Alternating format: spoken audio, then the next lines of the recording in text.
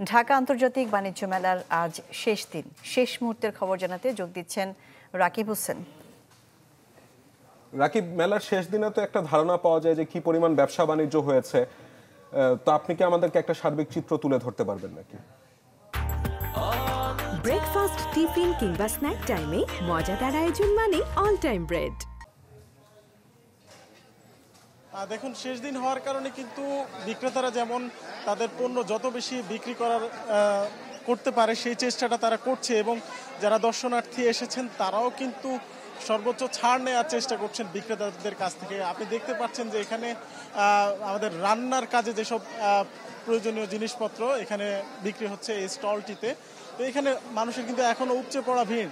এখন প্রায় রাতের 8টা বেজে আসছে, এখনও মানুষ কিন্তু তারা তাদের পরিবার পরিজন নিয়ে যারা দুপুরবেলা কিংবা সকালে মেলায় এসেছেন তারা কিন্তু এখনও মেলায় অবস্থান করছেন, এবং মেলা থেকে ঘুরে ঘুরে বিভিন্ন ধরনের পণ্য তাদের যা যা প্রয়োজন তারা কিন্তু কেনার চেষ্টা করছেন। এবং আমরা একটু আগে কিন্তু বাণিজ্য উপদেষ্টা মেলার আনুষ্ঠানিক সমাপনীও ঘোষণা করেন, এবং সেখান থেকে আমরা যতদূর জানতে পেরেছি এবার কিন্তু 50% বেশি ভ্যাট আদায় হয়েছে এই বাণিজ্য মেলা থেকে, যে কারণে বোঝাই যাচ্ছে যে এবার কিন্তু বেচা বিক্রির পরিমাণও বেড়েছে।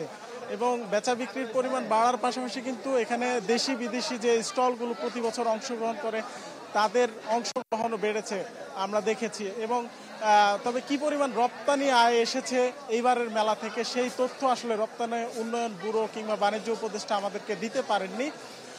এর বাইরে কিন্তু পুলিশ প্রশাসন এবং যারা ভ্যাট আদায়ে কাজ করেছেন রাজস্ব কর্মকর্তারা তারা জানিয়েছেন যে এখনও কিন্তু রাজস্ব আহরণের কাজ চলমান রয়েছে, এবং তারা কিন্তু 2-1 দিন পরে বিস্তারিত জানাতে পারবেন যে আসলে এই মেলায় কি পরিমাণ আয় হয়েছে এবং কতটুকু ব্যয় হয়েছে, এবং রপ্তানি ক্রয়াদেশ কতটুকু এসেছে, এবং সব মিলিয়ে রাজস্ব আহরণের পরিমাণটা আসলে কত ছিল সেটাও কিন্তু আমাদেরকে 2-1 দিন পর হয়তো জানাতে পারবেন।